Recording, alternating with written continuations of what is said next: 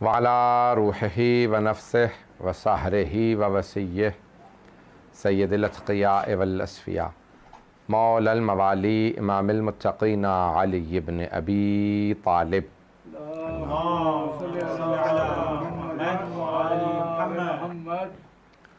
وعلى اوصیائه لا سیما بقیت اللہ فی الارضین روحی وارواح العالمین لتراب مقدمہ الفدا واللعنة الدائمة على أعدائهم أجمعين من الآن إلى قيام يوم الدين. أما بعد فقد قال الله الحكيم في كتابه الكريم بسم الله الرحمن الرحيم ادعوني أستجب لكم صدق الله العلي العظيم. صلوات. اللهم صل على محمد وآل محمد. یہ عشرہ مجالس محرم الحرام کا پہلا عشرہ اور 1442 ہجری کی یہ مجالس ہیں جو ہمارے ان ایسٹ لندن کے امام بارگاہوں نے برپا کی، جس میں Imamia mission east London, Sakina trust اور مسلم کونسل آف ایسکس نے مل کے اس عشرہ مجالس کو برپا کیا۔ پینڈیمک کے حالات ہیں، وبا کا دور ہے اور زیادہ تر شاید مومنین آن لائن ہی سن پائیں گے اس سال مجالس، اور ہم ان مجالس کو برپا کر رہے ہیں تاکہ ہم اپنی عقیدت و مودت کا، محبت کا اظہار کر سکیں جناب سید الشہداء کے ساتھ۔ اور یہ عزاداری جاری رہی ہے، جاری رہے گی، اور نہ کبھی رکی ہے نہ کبھی رکے گی۔ جب دربار یزید میں نہ رک سکی تو آج اس عزاداری کو کون روک سکتا ہے؟ جس نے اس پہ پابندی لگائی تھی وہ نہ روک سکا تو یہ عزاداری رکنے والی نہیں ہے، یہ عزاداری ہمیشہ بڑھے گی۔ اور جب صدام جیسے افراد اس عزاداری کو نہ روک سکے، بغداد کے ایوانوں میں نہ رک سکی، یزید کے دربار میں نہ رک سکی، تو آج کیسے رک سکتی ہے؟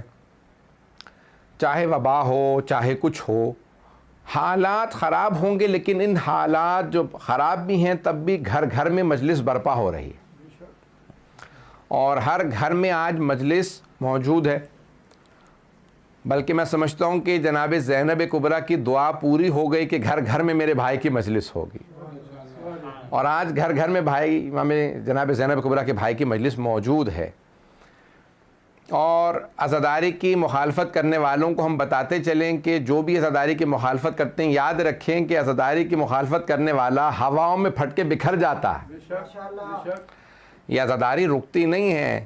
آج دنیا گواہ ہے کہ جتنے بھی لوگوں نے عزاداری کی مخالفت کی وہ ختم ہو گئے، عزاداری باقی ہے، کیونکہ یہ عزاداری جناب سید الشہداء سے اللہ سبحانہ و تعالیٰ کا وعدہ ہے کہ حسین آپ کا نام بلند رہے گا جو بھی اللہ کی خاطر قربانی دیتا ہے۔ تو میں نے جو موضوع لیا عشرے کا، آپ نے آج سے اندازہ لگا لیا ہوگا کہ میں اس عشرے کو دعا کے موضوع پہ پیش کرنا چاہتا ہوں، اور دعا ایک ایسا موضوع ہے کہ جس میں بہت وسعت ہے۔ میں انشاءاللہ تعالیٰ جس قدر ہو سکے گا کوشش کروں گا کہ اس محور ہی کے گرد میرا موضوع گھومتا رہے، اور بہت سے ان امام بارگاہوں کے جو ذمہ داران ہیں، مؤمنین ہیں، بہت سے موضوعات انہوں نے بھی درخواست کیے ہیں۔ میں کوشش کروں گا کہ ان موضوعات کو بھی اپنے موضوع کے ضمن میں جس قدر ہو سکے گا پیش کروں گا، اور میں بہرحال آپ کو داد تحسین پیش کرتا ہوں کہ ان حالات میں بھی آپ لوگ مجالس برپا کر رہے ہیں، اور پروردگار آپ لوگوں کی توفیقات میں اضافہ فرمائے کہ ان حالات میں بھی مومنین جو شرکت کر رہے ہیں اور جو ان مجالس کو برپا کر رہے ہیں، یہ سوائے توفیق الہی کے دعائے جناب سیدہ کے اور کچھ نہیں، کہ بہرحال مشہور و معروف لندن ہی کے شاعر کا شعر بھی ہے مرحوم عاشور کاظمی کا، کہ انہوں نے فرمایا تھا جب پہلی مرتبہ لندن میں علم کو نصب کیا گیا تھا تو مرحوم نے شعر کی شکل میں کہا تھا کہ زہرا تیری دعا ہے، زینب تیرا کرم ہے، لندن کی سرزمین پہ عباس کا عالم ہے۔ تو یہ آج الحمدللہ عزاداری جاری و ساری ہے۔ دعا کا ایک ایسا موضوع ہے جس کو میں پیش کروں انشاءاللہ آپ کی خدمت میں، کہ اللہ سبحانہ و تعالیٰ نے دعا کے لیے کہا ہے کہ دعا مانگو مجھ سے۔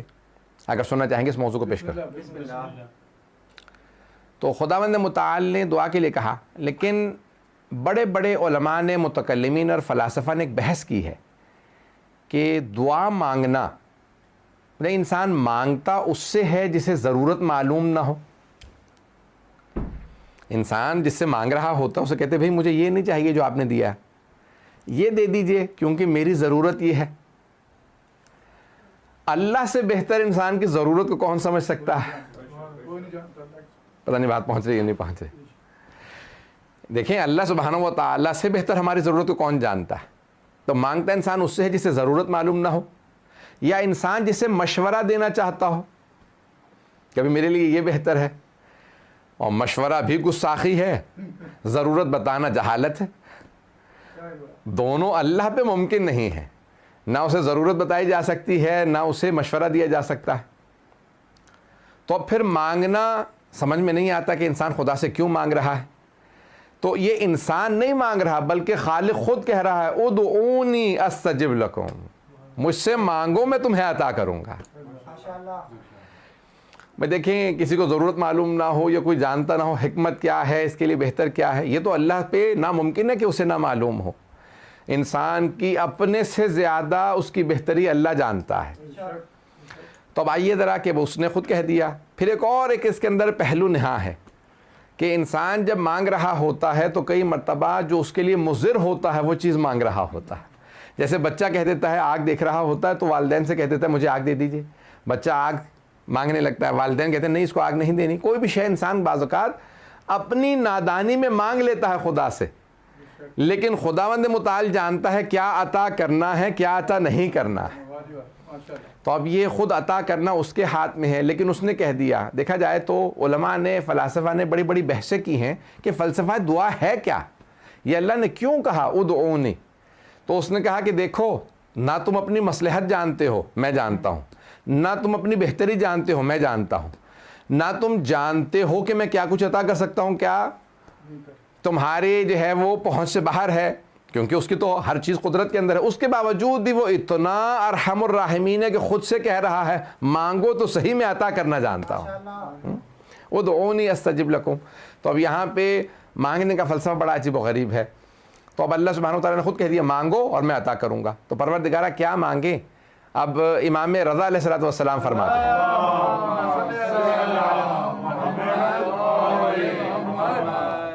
الدعاء مخ العبادہ، مخ کہا جاتا ہے مغز کو، دماغ کو۔ تو امام فرماتے ہیں الدعاء مخ العبادہ، عبادتوں کے مغز کا نام دعا ہے۔ اس بات کو پتہ نہیں پہنچا پایا ہوں یا نہیں۔ دیکھیں آپ اخروٹ لیتے ہیں یا بادام لیتے ہیں یا پستے وغیرہ، یہ سب جتنے بھی، ان کے اوپر سب پہ چھلکا ہوتا ہے، اور جب اس چھلکے کو اتار دیں تو وہ جو اندر سے آپ کو ڈرائی فروٹ ملتا ہے اسے کہا جاتا ہے اس ڈرائی فروٹ کا یا اس خشک میوے کا مغز۔ پتہ نہیں بات پہنچی یا نہیں۔ ان ڈرائی فروٹ کے اندر، ان خشک میووں میں وہ جو چھلکا اتارنے کے بعد کھانے والی شے ہوتی ہے اسے کہا جاتا ہے مغز۔ اب امام رضا علیہ السلام فرما رہے ہیں کہ الدعاء مخ العبادہ، دعاؤں کے مغز کا نام، پتہ نہیں اعمال، اب یہ الدعاء مخ العبادہ یعنی تمام عبادتوں کے مغز کا نام دعا ہے۔ یعنی عبادتیں سب کی سب اگر اس کو چھلکا اتارنے کے بعد دیکھو کہ اندر دعا نکلے گی، چاہے وہ نماز ہو، روزہ ہو، حج ہو، زکوٰۃ ہو، کوئی بھی شے ہو، تمام عبادات کے مغز کا نام دعا ہے۔ تو عزیزان گرامی، اب یہ دعا بڑا عجیب و غریب موضوع ہے۔ اللہ نے خود دعوت دے دی مانگو میں عطا کروں گا۔ کئی مرتبہ مصلحت نہیں ہوتی، اچھا بچے کے لیے کوئی مصلحت نہیں ہے تو ہم اسے مصلحت بنا نہیں سکتے۔ مثال کے طور پہ آگ بچے کے لیے مصلحت نہیں ہے، میں بچے کو جب آگ دوں تو مصلحت بنا کے نہیں دے سکتا، وہ اس کے لیے پھر بھی نقصان دہ رہے گی، مضر رہے گی. لیکن جب ہم اللہ سے مانگتے ہیں، اگر وہ عطا کرے تو وہ مصلحت بنا کے عطا کرتا ہے. وہ اتنا کریم ہے کہ وہ اشیاء کو مصلحت بنا کے عطا کرتا ہے. میں صرف ایک اشارہ کروں گا کہ بعض اوقات کہا جاتا ہے بھئی ان کے وسیلے سے مانگ لو تو مل جائے گا.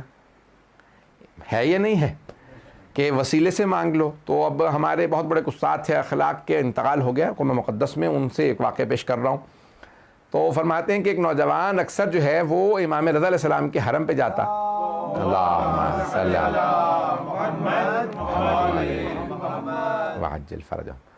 امام کے حرم پہ جاتا اور اکثر جو ہے دعا مانگتا، مولا میں فلاں خاندان میں شادی کرنا چاہتا ہوں، اس لڑکی سے میری شادی ہو جائے. جوانوں کی جو ہر ایک کی آپ کو پتہ نا، بوڑھا آدمی کچھ دعا مانگتا ہے، وہ اولاد کے لیے، بچہ جو ہے وہ کیریئر کے لیے، جوان جو ہے وہ شادی کے جیسے ہوتی ہے. ہر ایک انسان کی ضروریات مختلف.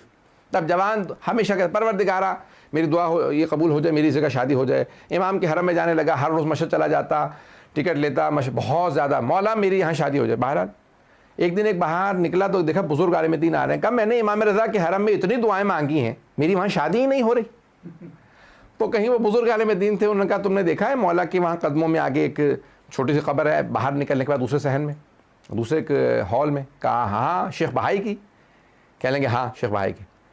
کہا وہاں جا کے مانگو تو شاید وہاں سے مل جائے. شیخ بہائی بہت، ہمارے شیخ بہاؤالدین عاملی بہت بڑے لبنان کے عالم دین تھے، ایران آ گئے تھے اور حرم سارا انہوں نے ڈیزائن کیا تھا. اب میں تھوڑی سی تفصیل دے دوں ان کی اگر سننا چاہیں. شیخ بہائی ایک عام عالم نہیں ہے، تمام علوم میں ماہر تھے. کشکول بہائی مشہور، ان کی کتاب الکشکول بہت مشہور ہے، بڑے بڑے علماء، اور اس میں بے انتہا مطالب ہے. بہت سی کتابیں ان کی، اور ان کی اعمال کی کتاب مفتاح الفلاح کے نام سے مشہور ہے. بہت کتابیں ان کی، اور بہت قابل عالم، علم جفر وغیرہ کے ماہر تھے. حرم امام رضا انہوں نے ڈیزائن کیا. بادشاہ نے اس زمانے میں کہا کہ بھی یہ حرم ڈیزائن کر دیں، آپ نقشہ اچھا بنا لیتے ہیں. آرکیٹیکٹ بھی تھے، فقیہ بھی تھے، اصولی بھی تھے، مفسر بھی تھے، محدث بھی تھے، ادیب بھی تھے، تمام علوم میں ماہر تھے. شیخ بہاؤالدین عاملی بہت بڑا نام ہے، بہت بڑا نام ہے. اب یہ حوضے والے سمجھ سکتے ہیں. تو ان کے لیے ملتا ہے کہ بھئی وہ گئے، کہیں گے میں جا رہا ہوں، یہ حرم ڈیزائن کر رہے تھے. کہا بھئی یہ صدر دروازہ یہ ہے، یہ مین گیٹ ہوگا، یہاں پہ یہ تعویذ لکھا جائے گا، یہ آیات لکھی جائیں گی، اور جب میں آؤں گا تو مکمل کرنا. بہت بیمار ہو گئے، بہت کچھ ہوا، بہت تفصیل، بہت لمبا واقعہ، کیونکہ شرح میں مختصر رکھنا چاہتا ہوں مجالس سے، کیونکہ آن لائن سننا آسان نہیں ہوتا. بہت اعمال کر رہے تھے. اچانک ایک دن خواب میں دیکھا، کہا کہ بھئی یہ جو تم دروازے پہ لکھ رہے ہو میں اس سے راضی نہیں ہوں. امام رضا علیہ السلام نے کہا میں راضی نہیں ہوں اس بات سے. اگلے دن آئے، کہا بھئی یہ سب نکال دو، سب کچھ، بس یہ آیت لکھنا. کہا کیا معاملہ تھا؟ پہلے آپ نے کہا لکھو، اب کہہ رہے نہ لکھو.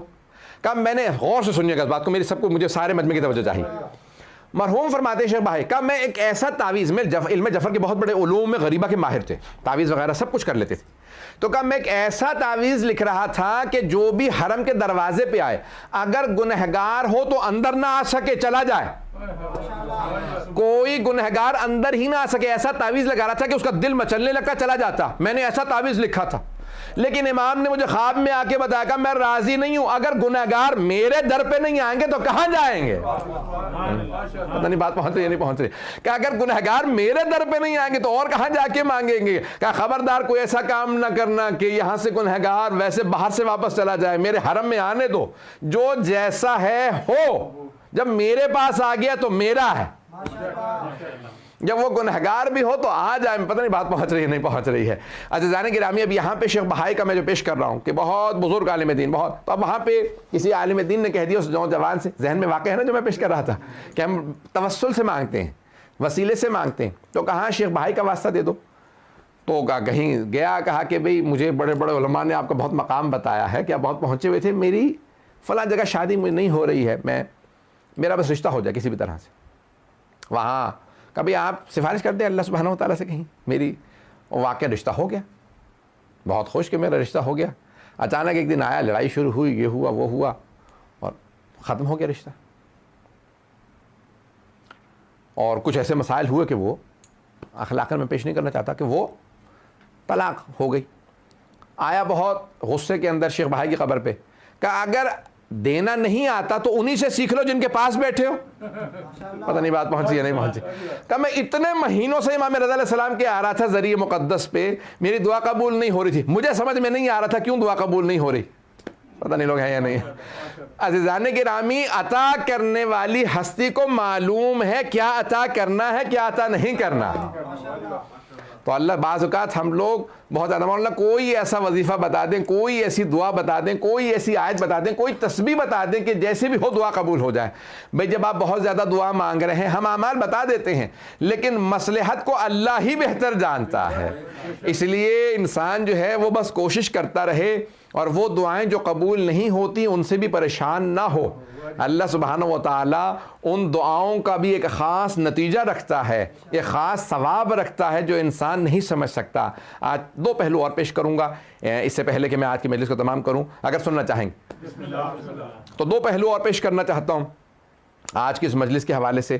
تو ایک ہے کہ انسان جو ہے بعض اوقات سمجھ نہیں پاتا میری دعا قبول کیوں نہیں ہو رہی, اور یہ انسان اور امام ظاہراً امام زین العابدین علیہ الصلوۃ والسلام وعجل فرجہم کی حدیث سے آپ فرماتے ہیں کہ اگر انسان اپنی وہ دعائیں دیکھے جو قبول نہیں ہو رہی, ان کا ثواب دیکھ لے روز قیامت, کہ مرنے کے بعد پوچھے رہے یہ تو سارے میں نے اعمال کیے ہی نہیں تھے, فرشتوں سے کہے گا بھی غلط تو نہیں تم نے دے دیا نامہ اعمال, یہ میرا نہیں ہے, میری تو نیکیاں اتنی تھی نہیں, یہ اتنا ثواب کا, یہ ان دعاؤں کا ثواب ہے جو قبول نہیں ہوئی تھی. وہ دعائیں جو قبول نہیں ہوئی ان کا اتنا ثواب ہے. تو امام فرماتے ہیں کہ روز قیامت بہت سے لوگ اپنی دعاؤں کے ثواب کو, دعائیں جو قبول نہیں ہوئی ان کے ثواب کو دیکھنے کے بعد ایک مرتبہ کہیں گے پروردگارہ تو کوئی دعا قبول نہ کرتا, کوئی دعا قبول نہ کرتا, وہ ہمارے لیے بہتر ہوتا تاکہ ہمیں اتنا اجر و ثواب مل جاتا. پروردگارہ تو نے وہ جو دعائیں قبول نہیں ہوتی ان میں اتنا اجر و ثواب رکھا ہے کہ اتنا اجر و ثواب ہے وہ جو دعائیں قبول نہیں ہوتی. ہم پریشان ہو جاتے ہیں دعا قبول نہیں ہو رہی, کئی مرتبہ اس کی مختلف مصلحتیں ہوتی ہیں. میں آج جو پیش کر رہا تھا ایک پہلو یہ مکمل کر دوں آج تاکہ پھر مجھے آئندہ آسان ہو جائے گا. تو کئی وجوہات ہوتی ہیں کہ دعا قبول نہیں ہو رہی ہوتی. چند میں آج پیش کروں گا, چند میں پھر انشاءاللہ آنے والے دنوں میں آنے والی مجالس میں پیش کروں گا. ایک وجہ وہ کہتے ہیں کہ اگر انسان, ایک حدیث نبوی ہے اور یہ مکارم الاخلاق مرحوم طبرسی کی 700 سال پرانی کتاب ہے, رسول اسلام کی سیرت کے اوپر ہے مکارم الاخلاق. تو اس میں فرماتے ہیں کہ حبیب خدا کی حدیث ہے کہ آپ فرماتے ہیں کہ اگر انسان ایک لقمہ حرام کا کھا لے, ایک لقمہ, پورا کھانا نہیں, صرف ایک لقمہ حرام کا کھا لے تو 40 دن تک دعا قبول نہیں ہوتی. 40 دن تک دعا قبول نہیں ہوتی. اسی لیے اتنی زیادہ تاکید کی گئی ہے کہ جب کھانے لگو تو پاکیزگی کا خیال کر کے کہ اگر خدا نہ کرے ایک بھی نجس چیز چلی جائے کھانے میں تو انسان کی. اب یہاں علماء نے جو بحث کی ہے وہ یہ ہے کہ حدیث تو نبوی یعنی رسول اسلام صلی اللہ علیہ وسلم کی حدیث ہے کہ 40 دن دعا قبول نہیں ہوتی. بحث علماء نے یہ کی ہے کہ کس صورت میں دعا قبول نہیں ہوتی.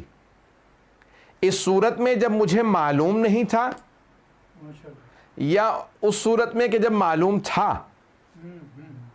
بھئی جب معلوم تھا, مجھے معلوم ہے حرام میں نے کھا لیا, اب دعا قبول نہیں ہوگی. یا نہیں, اس صورت میں بھی قبول نہیں ہوتی جب نہیں معلوم تھا. علماء کہتے ہیں جب معلوم ہو تو گناہ بھی ہے اور اثر بھی ہے. اگر پتا تھا کہ حرام ہے تو گناہ بھی ہے اور اثر بھی ہے, لیکن اگر معلوم نہیں تھا تو گناہ نہیں ہے, اثر ہے. پتہ نہیں بات پہنچی یا نہیں پہنچی. پھر بھی اثر ہے, اور اثر یہ ہے حرام کا کہ انسان کی دعا مستجاب نہیں ہوتی, کیونکہ انسان جب نجس چیز کھا لے یا حرام چیز کھا لے تو وہ فرشتے جو دعا کو اللہ کے پاس لے کے جاتے ہیں وہ اتنے پاک ہیں کہ جب تک انسان کے وہ 40 دن میں شے زائل نہ ہو جائے تب تک دعا لینے آتے ہی نہیں ہیں. پتہ نہیں بات پہنچی یا نہیں پہنچی. وہ جو دعا لینے کے لیے فرشتے آتے ہیں, مجھے نہیں معلوم, میں آپ لوگوں کو بور تو نہیں کر رہا ہوں. تعزیران گرامی, یہ تمام کی تمام چیزیں. تو پہلی مصلحت کہ انسان اگر حرام کھا لے, اس لیے ہمارے علماء کہتے ہیں کہ جہاں سے انسان گوشت خریدے, جہاں سے انسان اشیاء خریدے, گھر میں پکا, اس لیے باہر زیادہ ہمارے ہاں تاکید کی گئی کہ زیادہ باہر کھانے مت کھاؤ. ہوٹلوں, ریسٹورنٹس پہ ادھر ادھر بہت سے لوگوں کو ہوٹلنگ کا بہت زیادہ شوق ہوتا ہے, ان کو برا لگے گا بہت معذرت کے ساتھ. نہیں کھائیں, یہ نہیں کہہ رہا حرام ہے, کھانا جائز ہے, بالکل جائز ہے, لیکن کیوں تاکید کی گئی ہے؟ کہتے ہیں کئی مرتبہ پکانے والا نجس پاک کا خیال نہیں کرتا. جب آپ کی والدہ گھر میں پکائیں گی یا اہلیہ گھر میں پکائیں گی یا کوئی بہن گھر میں پکائیں گی یا کوئی بیٹی گھر میں پکائیں گی تو کیونکہ مومنہ ہے ہاتھ پاک کرنے کا، کھانے کے پاک رکھنے کا ضرور خیال رکھیں گی. اس لیے غذا کا پاک ہونا پہلا باب ہے دعا کی استجابت کا. قبولیت دعا کے پہلے باب کا نام ہے حلال غذا. حلال جب لقمہ کھائیں گے تو خدا ضرور دعا قبول کرے گا. تو پہلی ہے شے جو دعا کے قبول کے باعث بنتی ہے وہ ہے حلال رزق. دوسرا اگر سننا چاہیں یہ ایک پہلو ہے، میں انشاءاللہ وقت میں کوشش کروں گا تمام کروں، کہ دوسرا جو اسی بات سے کہ بھئی کیا کیوں دعا قبول نہیں ہوتی، تو بڑے بڑے بزرگ علماء نے لکھا ہے کہ صلہ رحم جو چھوڑ دے اس کی دعا قبول نہیں ہوتی. جو خونی رشتہ داروں سے قطع تعلق کر لے اس کی دعا قبول نہیں ہوتی. اب خونی رشتہ داروں میں کون کون آ جاتے ہیں؟ میں جلدی گنوا دیتا ہوں. بہت سے لوگ کہہ رہے ہیں کہ میں مولانا کئی مرتبہ میں تو خود ہی خطبے میں نہیں آتا، نمازی میں آتا ہوں. ابھی کیوں؟ کہا کہ خطبے میں آئیں گے تو کان میں بات پڑ جائے گی، پھر عمل کرنا پڑے گا. تو اس لیے ہم آتے ہی نہیں، خطبے میں صرف نماز پڑھ لیتے ہیں کہ بھئی جمعہ پڑھو، انسان کو خطبہ کون سنے اس کے اندر پھر بے وجہ ان پہ عمل بھی کرنا پڑے گا.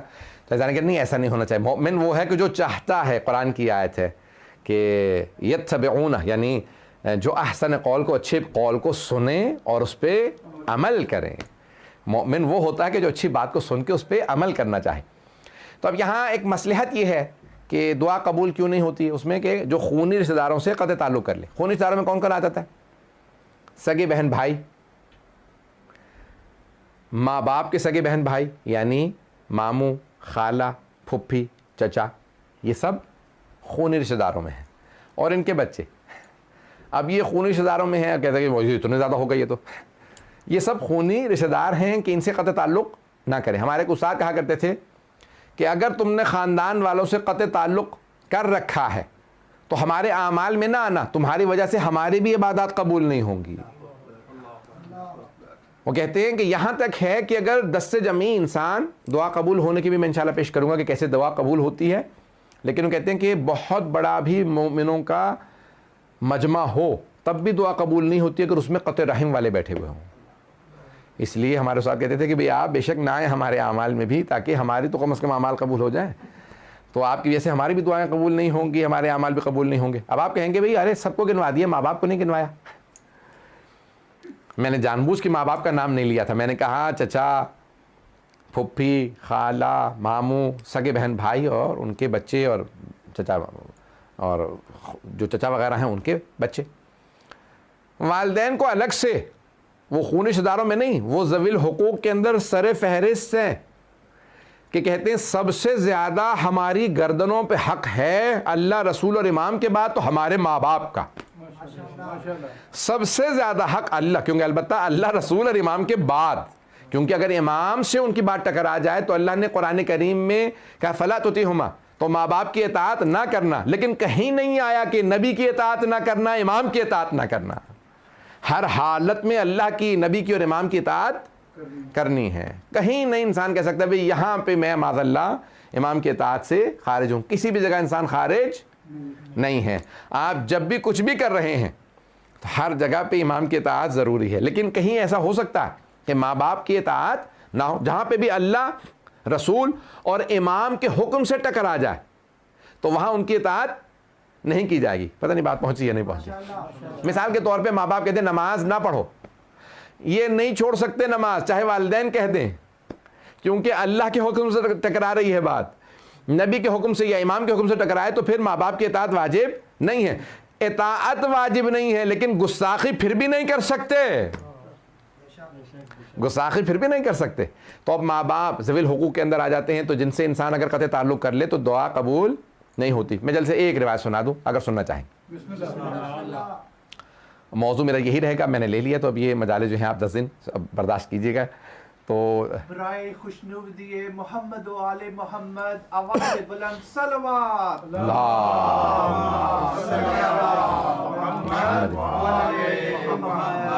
وعجل فرجہم. ایک روایت پیش کرنا چاہتا ہوں کہ میں نے ماں باپ کے متعلق کہا.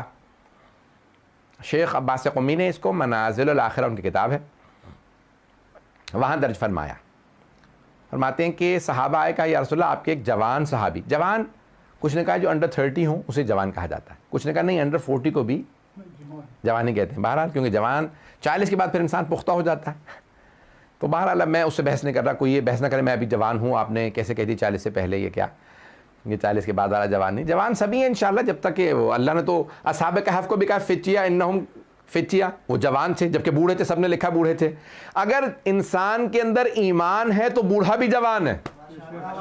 حضرت حبیب ابن مظاہر 80-90 برس کے ہیں لیکن پھر بھی جوان ہیں, اور اگر کوئی جوان ہو اور بے ایمان ہو پھر بھی بوڑھا ہے, تو اس لیے ایمان شرط ہے. تو اب بہرحال کہا جوان صحابی لیکن بظاہر جوان تھے, یعنی 30 کے آس پاس. کہا یا رسول اللہ وہ انتقال کر رہے ہیں یا ان کی روح نہیں نکل رہی, روایت بڑی سخت ہے. کہا وہ جان کنی کی حالت میں ہے, یعنی سکرات موت کا, عربی میں کہتے ہیں سکرات موت, لیکن روح نہیں نکل رہی. تو حبیب خدا تشریف لائے, خود اس کی بالین پہ گھر آئے, کبھی چلو میرے ساتھ چلو چلتے ہیں. گھر گئے, اجازت لی گھر میں اندر آ سکتے, ہاں یا رسول اللہ آپ تشریف لائیے. دیکھا تو اس جوان کے ساتھ ایک بوڑھی خاتون کھڑی, پیغمبر بیٹھے اور اس جوان سے کہنے لگے کہو لا الہ الا اللہ. جوان نے کوشش کی, لا الہ الا اللہ کہا نہیں گیا. کون؟ حبیب خدا خود اس کے بستر مرگ پہ آئے, اور وہاں پہ آنے کے بعد کہا کہو لا الہ الا اللہ. دوبارہ پیغمبر نے دہرایا, کہو لا الہ الا اللہ, کہا نہیں جا رہا. تیسری بار آپ نے فرمایا کہو لا الہ الا اللہ. تو کوشش کر رہا تھا لیکن پورا بدن اس کا جیسے بہت کمزور, نہیں, اس سے بولا نہیں جا رہا. تو پیغمبر نے فوراً سوال کیا, کہا کیا اس کی ماں زندہ ہے؟ یہ سب کو سبق دے رہے ہیں. کہا کیا اس کی ماں زندہ ہے؟ اس خاتون نے, بوڑھی خاتون نے کہا ہاں میں اس کی ماں ہوں. کہا کیا آپ ناراض ہیں اس سے؟ کہا ہاں میں ناراض ہوں. کہا 5 سال ہو گئے میری اس کی بول چال بند ہے, نہ یہ مجھے سلام کرتا ہے نہ میں اس سے ملنے آتی ہوں. ابھی مجھے پتا چلا مر رہا ہے تو میں آ گئی. 5 سال سے ماں بیٹے کی بول چال بند تھی. تو جناب رسالت مآب صلی اللہ علیہ وسلم نے فرمایا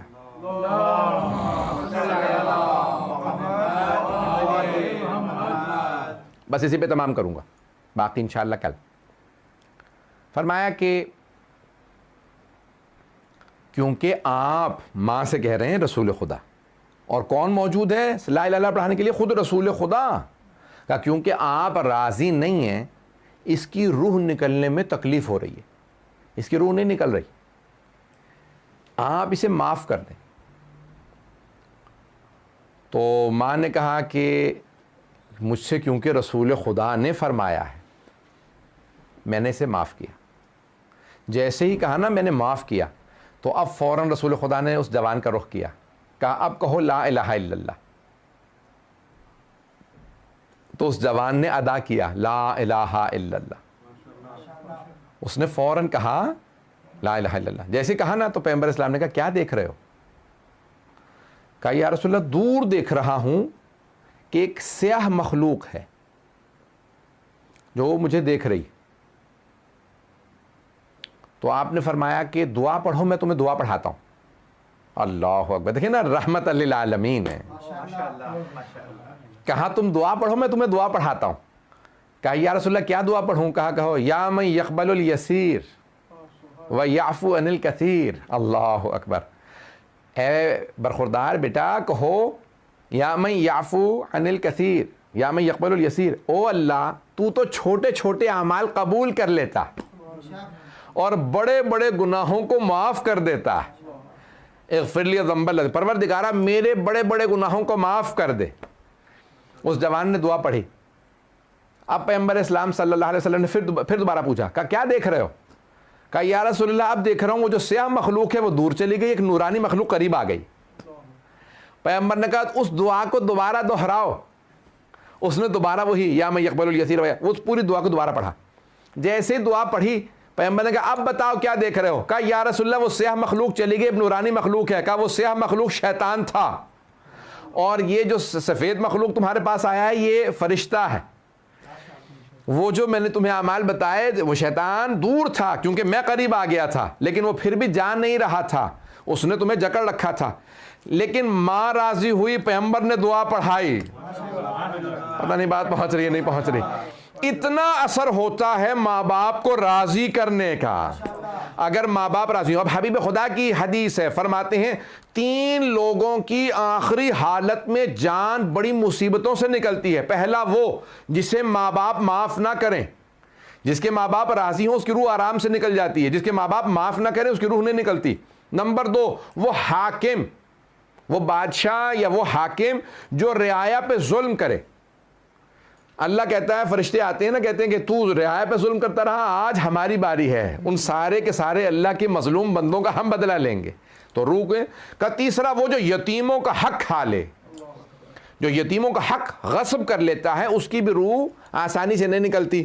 تو اب یہ سخت ترین مراحل تھے جو میں نے پیش کرتی ہوں. تو عزیزان گرامی, انسان کی روح کے آسانی سے نکلنے کے لیے پہلا قدم یہ ہے کہ اپنے ماں باپ کو راضی کرو. دعا کی قبولیت کے لیے پہلا قدم یہ ہے کہ انسان ماں باپ کو راضی کرے. اگر ماں باپ راضی ہوں تو دعائیں قبول ہی قبول ہیں. یہاں تک کہ ایک حدیث ہے, میں نے اس کو انشاءاللہ کل مکمل کروں گا, بس اب میں اتنا زیادہ وقت نہیں لینا چاہ رہا تھا کیونکہ بہرحال ایام اعضاء ہیں, مصائب کے دن ہیں, تو میں نہیں چاہتا کہ مصائب کے اندر میں کوئی کمی واقع ہو میری طرف سے. تو انشاءاللہ موضوع کو میں مکمل کروں گا, یہ بلکہ جاری رکھوں گا اشرا پورا اس موضوع پہ کہ یہ دعا ہمارے لیے کتنی ضروری ہے, کتنی اہم ہے. عزیزان گرامی, جس قدر ہو سکے اپنے دلوں کو دعاؤں سے, اہل بیت کی دعاؤں سے منور کریں, اہل بیت کے نام سے منور کریں. اور یہاں تک روایت کے الفاظ ہیں, آپ پڑھتے ہیں نا دعائے کمیل پڑھتے ہیں, اس میں آپ جملہ پڑھتے ہیں کہ پروردگارا میری وہ دعائیں جو حجاب میں ہیں ان کو حجاب سے نکال دے. تو چوتھے امام سے پوچھا مولا یہ دعا حجاب میں کیوں رہتی ہے؟ حجاب میں تو خاتون ہوتی ہے. کہا نہیں, دعا بھی تب تک حجاب میں رہتی ہے جب تک آل محمد پہ صلوات نہ پڑھی جائے.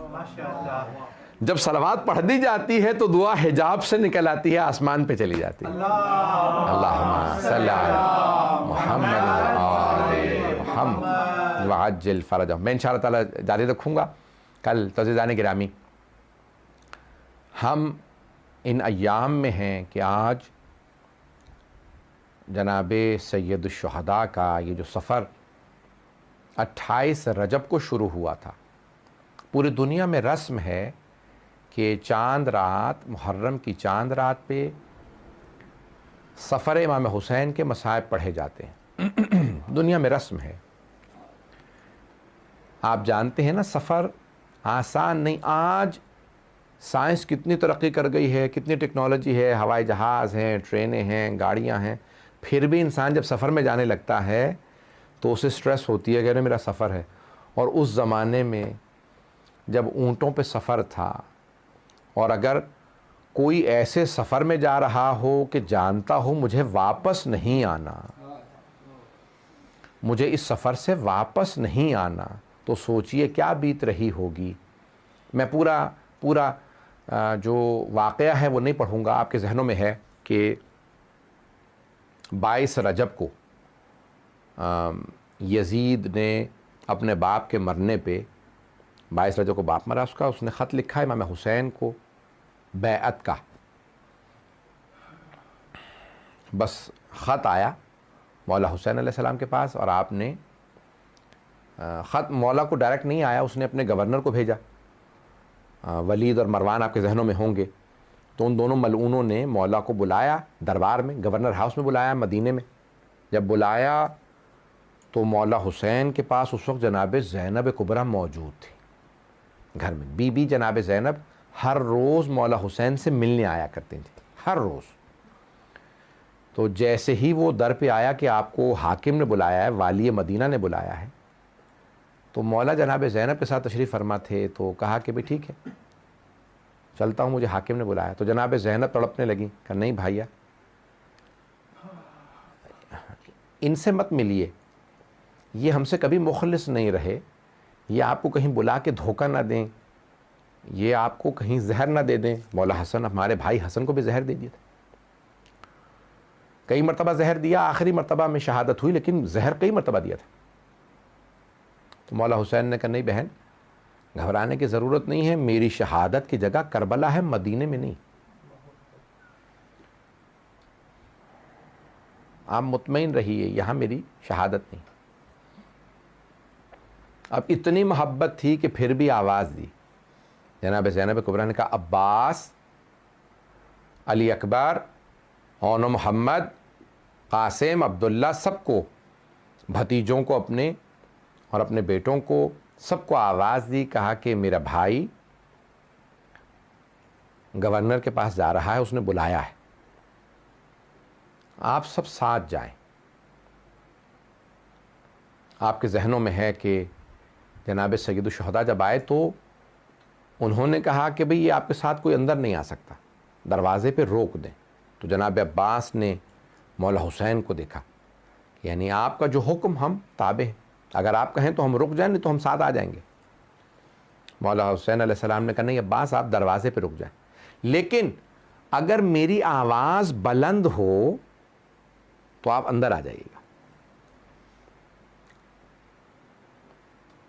اب جناب عباس علیہ السلام دروازے پہ کھڑے ہیں، انہوں نے فوراً دروازہ اندر سے بند کر دیا،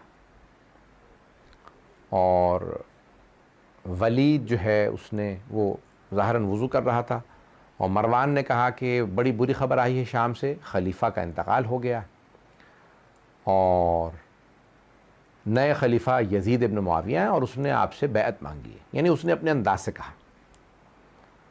مولا حسین علیہ السلام نے کہا کہ بھئی اگر یہ اچھی چیز ہے بیعت مانگنا، تو تم مجھ سے تنہائی میں بیعت کیوں مانگ رہے ہو؟ کل مدینے میں مسجد نبوی میں سارے مجمع کے سامنے مجھ سے بیعت مانگنا، میں وہاں جواب دوں گا، یہ تنہائی میں چھپ کے دروازے بند کر کے بیعت کیوں مانگ رہے ہو؟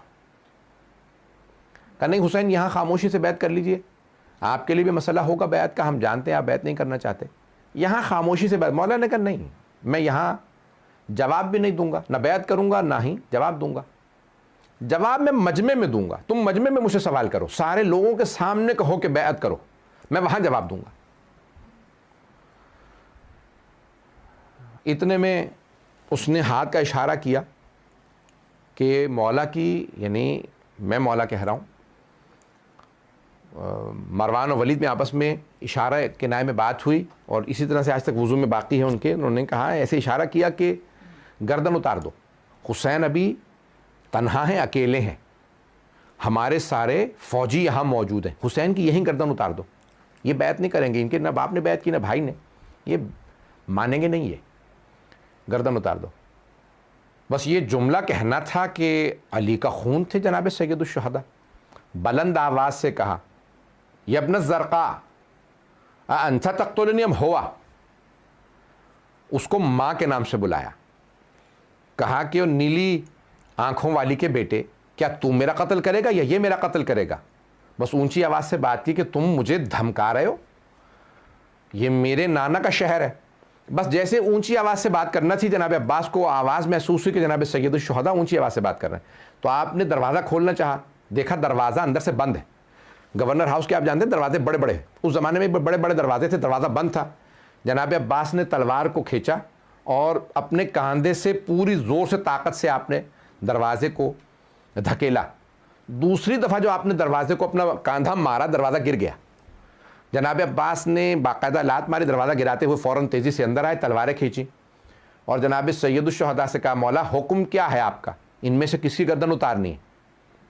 تو جناب سید الشہداء نے کاندھے پہ ہاتھ رکھا، کہا کہ بھیا عباس میرے بھائی، یہ نانا کا شہر مدینہ ہے، ہم یہاں خون نہیں بہانا چاہتے، تلواریں واپس رکھ لیجئے۔ روایت کے الفاظ ہیں 18 جوانان بنی ہاشم مولا کے ساتھ تھے، دربار میں بس آواز بلند ہوئی جناب سید الشہداء کی، سب نے تلواریں کھینچ لی، کہا کہ مولا ہم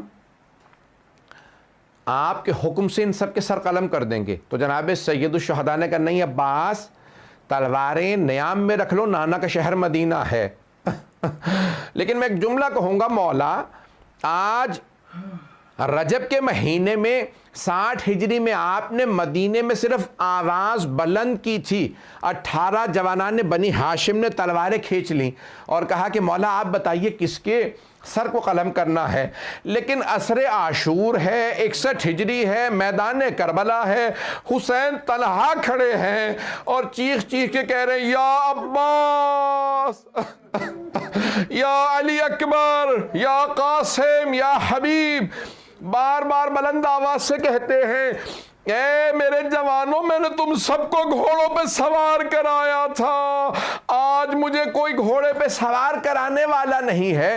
جناب سید الشہداء بڑی مظلومیت کے عالم میں، ایک مرتبہ جناب سید الشہداء اس مظلومیت کے عالم میں گھر آئے، واپس آئے، بس میں نے تمام کر دیا، 2 سے 4 منٹ کی 5 منٹ کی زحمت دوں گا زیادہ سے زیادہ، کہ جناب سید الشہداء آئے اور کہا عباس میں فہرست تیار کر رہا ہوں کہ ہمارے ساتھ کون کون سفر میں کربلا جائے گا۔ فہرست تیار کرنا شروع کی، مولا حسین نے نام لکھے، کہا عباس ان سب کو بتا دو کہ ان میں سے کون کون ہمارے ساتھ جائے گا۔ مولا عباس علیہ السلام نے سب کو بتانا شروع کیا، کہا آپ کا نام فہرست میں ہے، آپ کا نام ہے، آپ کا نام ہے، آپ کا نام۔ بیویوں کو بھی بتانا شروع کیا، کہا بی بی آپ کا نام ہے۔ پھر ایک مرتبہ کہا کہ بی بی ان سب کو بتا دیجئے کن کن بیویوں کے نام تھے، ایک بچی کا نام نہیں تھا۔ مرحوم شیخ فضل علی قزوینی نے اپنے الامام الحسین و اصحابوں کے اندر لکھا ہے کہ امام حسین کی ایک بیٹی کا نام شہداء کی فہرست میں نہیں تھا۔ ایک مرتبہ جناب سید الشہداء سے بچی نے کہا کہ بابا اب میں حاشا بیمار نہیں ہوں، میں راستے میں آپ کو تنگ نہیں کروں گی، مجھے بھی لے چلیے۔ انسان کی اگر کئی بچے ہوں اور ایک بچہ بیمار ہو نا، تو جو بچہ بیمار ہوتا ہے اس سے زیادہ محبت ہو جاتی ہے، اور اگر وہ بیٹی ہو اور ماں کی شبیہ ہو تو انسان کو اور زیادہ محبت ہو جاتی ہے کہ نہیں بیٹی آپ میرے ساتھ نہیں آ سکتی، آپ یہاں پہ رک جائیے۔ مولا حسین نے سب کو نام بتا دیے۔ ایک مرتبہ عماریاں تیار ہیں، سب کو لے جانا ہے، کل میں انشاءاللہ مصائب مکمل کروں گا۔ تو سید الشہداء نے سب کو بلایا، کہا سب کے سب میرے ساتھ چلیں گے۔ تو ایک مرتبہ بی بی نے ایک جملہ کہا، جناب فاطمہ صغریٰ نے، بعض لوگوں نے اعتراض کیا ہے کہ نہیں تھی، لیکن جب سے میں نے مرحوم فضل علی قزوینی کی پوری تحقیق پڑھی ہے میں وہاں سے پیش کر رہا ہوں، تو ایک جملہ عجیب و غریب مرحوم نے لکھا ہے۔ وہ کہتے ہیں کہ ایک مرتبہ جناب فاطمہ صغریٰ نے کہا بابا جان آپ مجھے لے جا نہیں رہے، کوئی بات نہیں، میں آپ سے شکوہ نہیں کروں گی، لیکن 2 باتوں کی تمنا ہے، جب آپ اپنے علی اکبر کی شادی کیجئے گا تو مجھے بلا لیجئے گا، اور اگر ہو سکے تو علی اصغر کو میرے پاس چھوڑ جائیے، میرا دل بہل جایا کرے گا، میں اپنے بھائی کو کھلایا کروں گی، میں اپنے بھائی کے ساتھ بہت زیادہ محبت کرتی ہوں۔ اب سب علماء نے یہ جملہ آپ نے ممبروں سے ہزاروں مرتبہ سنا ہوگا، لیکن آخری مرتبہ مجھ سے بھی سن لیجئے اس محرم کے لیے۔ پروردگار آپ کو لمبی زندگی دے، آپ مجالس کرتے رہیں۔ کہ ایک مرتبہ جناب رباب آگے بڑھی کا علی اصغر آ جاؤ، جناب علی اصغر نہیں آئے، جناب زینب کبریٰ سلام اللہ علیہا نے کہا علی اصغر آ جاؤ، سب ہستیوں نے کہا، لیکن جناب علی اصغر نہیں آ رہے۔ اب اچانک جناب سید الشہداء آگے بڑھے، جناب علی اصغر کے کان میں کچھ کہا، فوراً جناب علی اصغر آ گئے۔ اب مجھے نہیں معلوم کیا کہا، لیکن میرا دل کہتا ہے مولا نے کہا ہوگا علی اصغر اگر آپ مدینے میں رہ گئے تو حرملہ کا تیر کون کھائے گا؟ الا لعنت اللہ علی القوم الظالمین وسیعلم الذین ظلموا ای منقلب ینقلبون۔ پروردگارا کرونا وائرس کا خاتمہ فرما، صاحب الزمان کے ظہور میں تعجیل فرما، بے اولادوں کو اولاد عنایت فرما، اولاد والوں کی اولاد کو نیک و صالح بنا، پریشان حالوں کی پریشانیاں دور فرما۔ اس امام بارگاہ میں اور دیگر امام بارگاہوں میں پروردگارا اپنی برکت رحمت نعمت نازل فرماتا رہ۔ پروردگارا ہماری اس عزاداری کو دوبارہ اسی طرح سے جو اس کی گہمہ گہمی تھی، جو اس کے رونق تھی، پروردگارا یہ ہماری عزاداریوں کی رونقوں کو پلٹا دے، ہمارے گناہان کبیرہ صغیرہ معاف فرما، ہم سب کی عاقبت بخیر فرما۔ ربنا تقبل منا انك انت السميع العليم بحق محمد وآلہ الطیبین الطاہرین المعصومین. اللهم صل علی محمد.